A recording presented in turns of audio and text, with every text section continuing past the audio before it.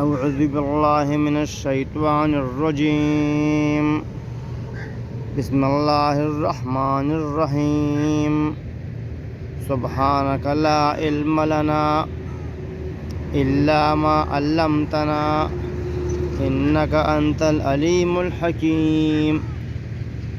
رب اشرح لي صدري ويسر لي أمري واحلل عقدة من لساني يفقه قولي.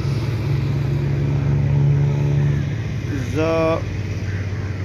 تاسو ته نن هغه دعا خیم کما چې د سخت غم وخت کې لوستل کېږي.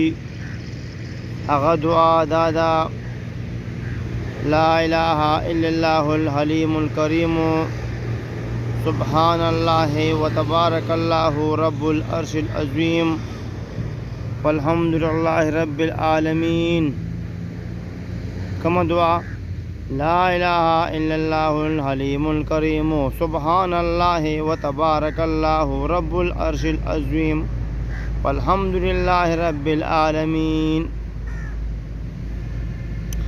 علی رضی اللہ تعالیٰ عنہ فرمائی: ماتا رسول اللہ صلی اللہ علیہ وآلہ وسلم تا دعا د شدید غم وخت کې خودلې چې زه باید لولم، یعنی چې کما مخکې تېره شوه.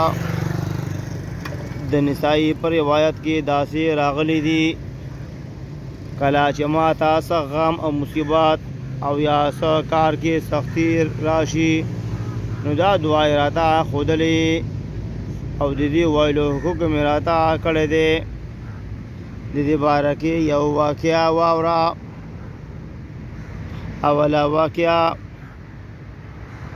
حسن بن علی رحمت الله علیه باره کې ولید بن عبدالملک خپل یو والی عثمان بن حیان ته حکم وکړو چې دته سل کوړۍ ورکړه، څه جرم یې کړی دی. نو هغه راوستل شو. نو علي بن حسین ورته پټ غوندې وویل: د علي رضی الله تعالی عنہ په حدیث عمل وکړه، مذکوره دعات کلمات ووایه. نو هغه شروع کړل. عثمان چې کله ولیدو نو ویل: ماته ستا چهره رښتینی ښکاري، په تا باندې چا دروغ ویلي دي. ذات آزادې او زه به امیرالمؤمنین ته ستا عذر بیان کړم. نو دا د دې دعا د لاندې په بیان کې راځي چې تاسو باندې څه غم راشي، نو دغه دعا وایي. الله تعالی بس تاسو غم او مشکل آسان کی.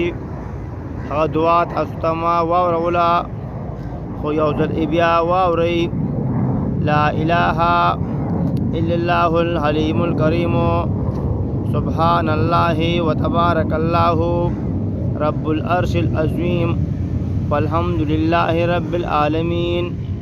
دا د دعا په رواه احمد کې 201 صفحه کې راغلی ده. الله تعالی دې موږ د قرآن او د احادیث په لار روان کړي. السلام علیکم ورحمۃ اللہ وبرکاتہ.